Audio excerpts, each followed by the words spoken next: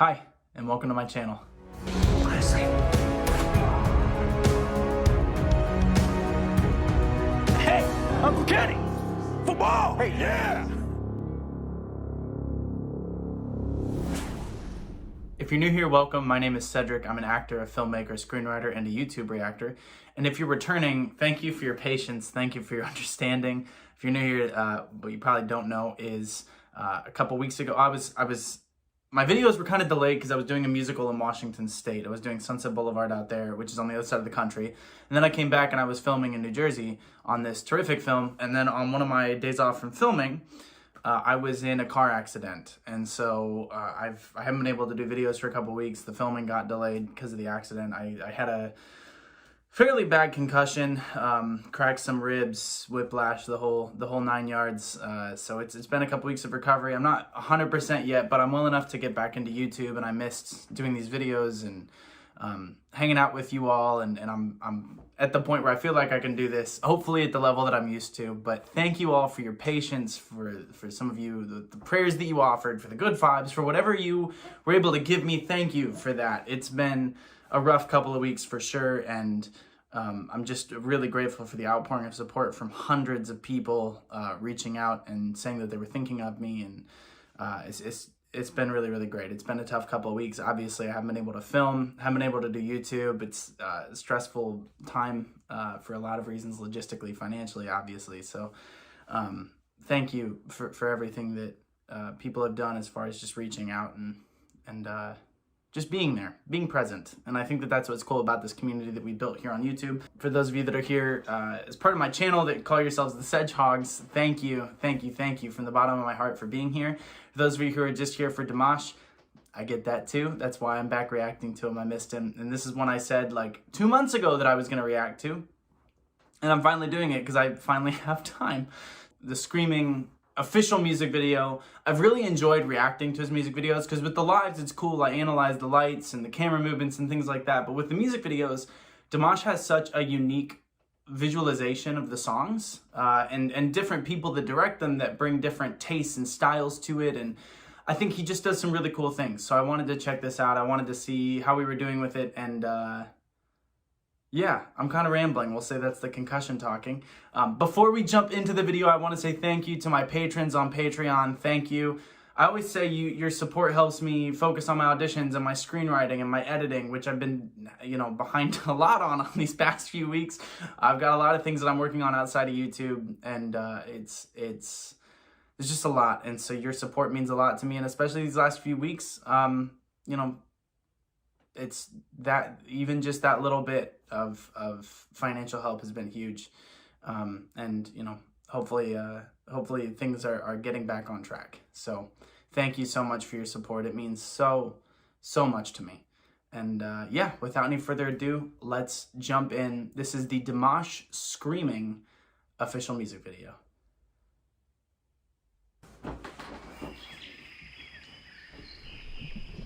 Nice, coming in on a Dutch tilt.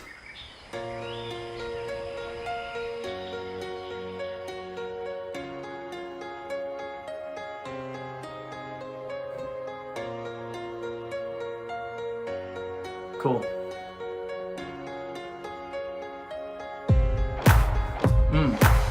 I feel it trying to turn my heart in the storm.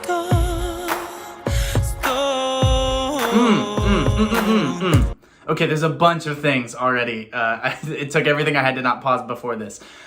So coming in on blue and orange for a lot of you, you've seen me talk in previous videos about teal and orange being very common themes in film, especially in American cinema. Everything is color graded as teal and orange. Check out these movie posters, for example. Teal and orange everywhere. This is more saturated. It's not quite teal and orange. It's like almost a royal blue and a burnt orange. And so it's a little bit more saturated than that. It's a little bit more magical realism. It's a little bit more just hyper real.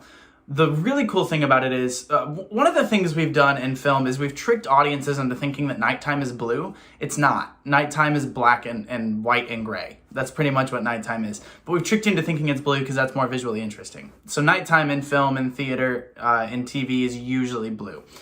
The cool thing that gives us is the ability to pop contrast, and especially with scenes like this where we're contrasting fire with the cool of night. We had the orange leaves, which is this symbol of things dying, things going away. The lyrics that I paused on, put up resistance to me, so I let you go.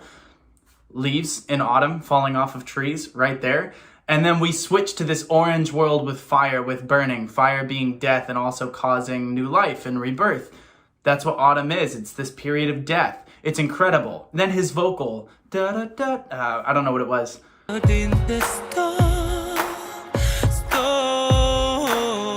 It's a very pop sound, but again, his voice is so finely tuned that he can take a normal pop riff like that, that kind of thing, and boom, it sounds 10 times better than when almost anyone else does it.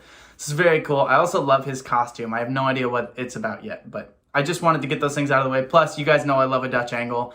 The Dutch tilts on this, pushing forward into the Dutch tilt. It tells us something is off. Something is going wrong here. It's beautiful.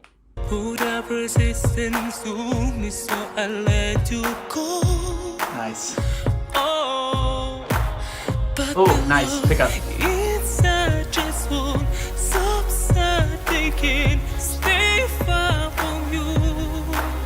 Nice.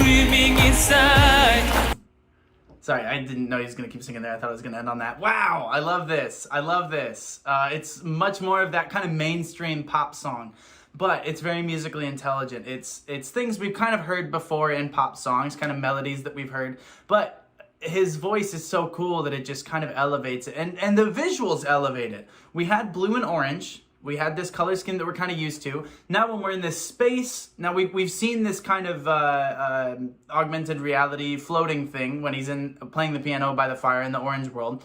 We've got this kind of, it looks like dust from Dune, or Spice. Dust is the golden compass.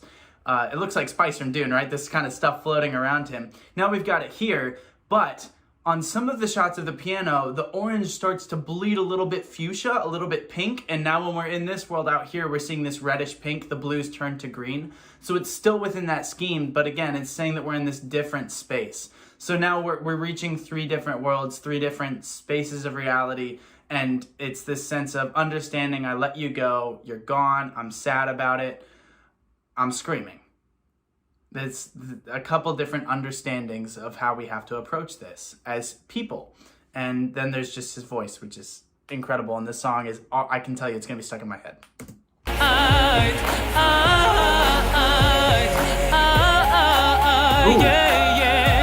I'm screaming inside.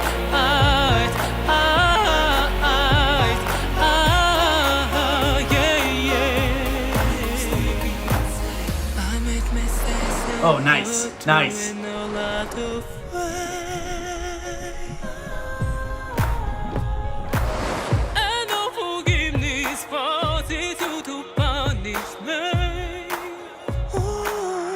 Some really cool editing.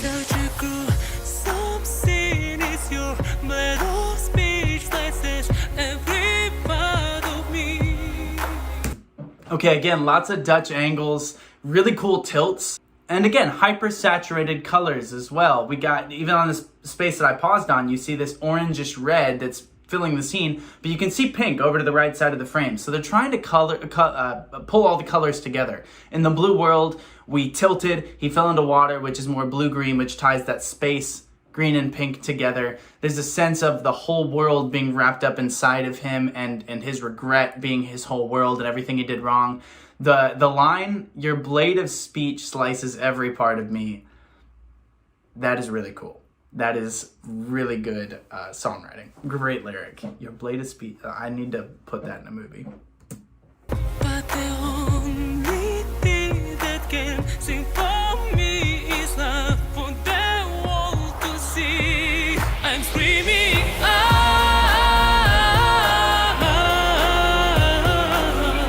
why can't you hear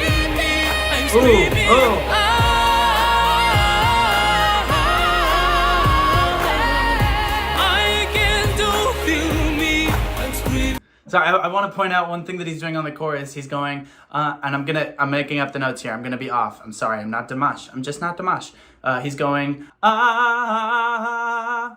He's very open. I'm screaming, and then as he gets more emotional, I'm screaming,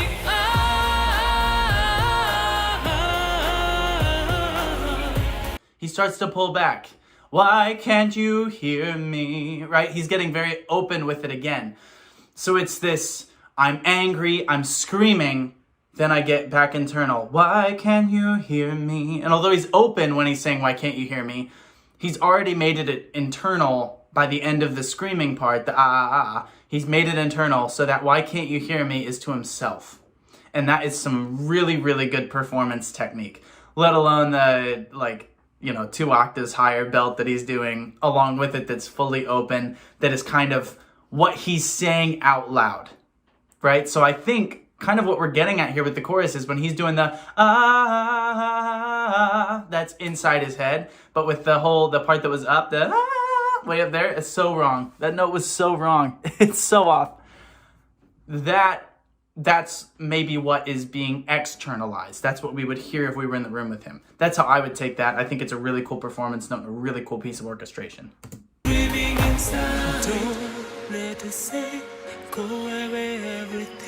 Nice. Pull into the eye. See, again, it's all internal. This is all happening in his head. That's why we went into his eye. But can we try once more and get this right this time? I'm screaming,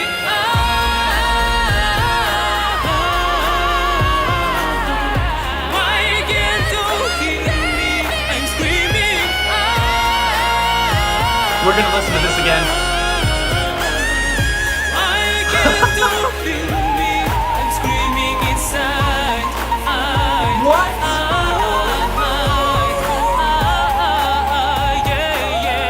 I'm screaming inside.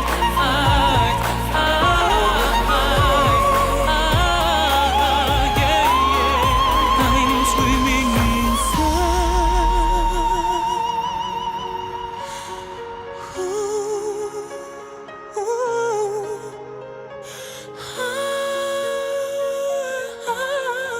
Oh.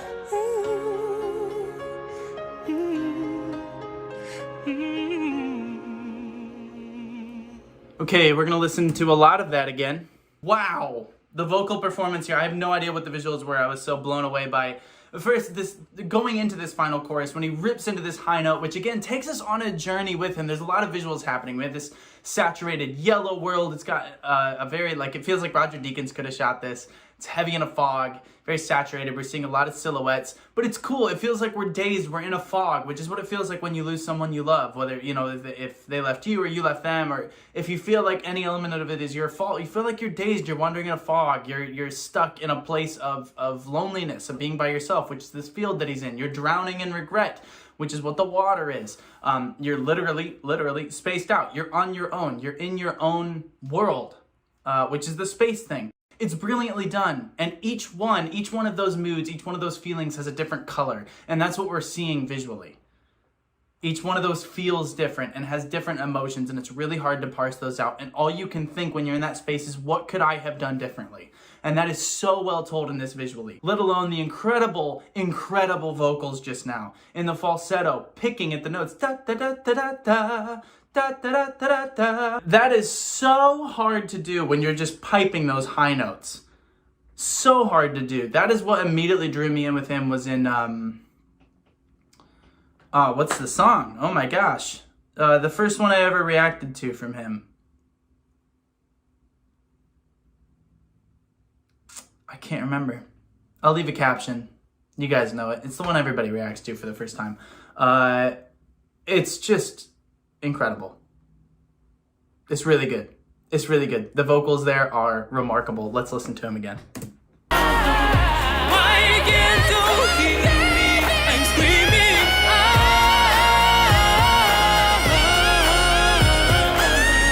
Why can't you feel me?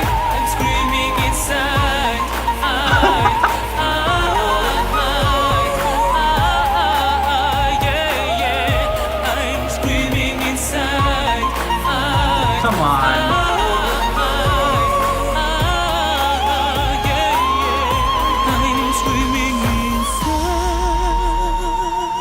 we pull back and it's more emotional. And we're in space.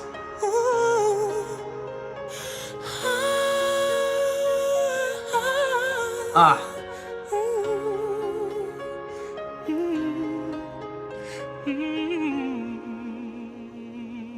Man. It's good to be back. I think we can all agree that Dimash is a talented vocalist. Again, different music video every time. His music videos are different, and that's what I love about them. They serve the purpose of the song and of what he's trying to say. Now, I think I kind of got at what I would take out of, you know, out of the music video. I kind of explained that already in conjunction with the lyrics. But man, that is not what I expected the song to be. I say this every time, I've got to learn to not have expectations going into a Dimash song, because no one knows what it's going to be. Every time it's something different, and he's so good at that, and he's so remarkably talented. But his voice is just nuts. It's incomprehensibly good. This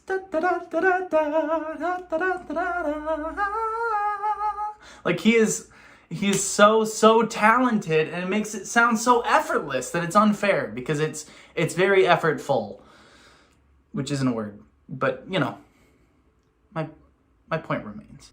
I hope you all enjoyed watching this. Thank you for your patience. Thank you for being here. Thank you for your support.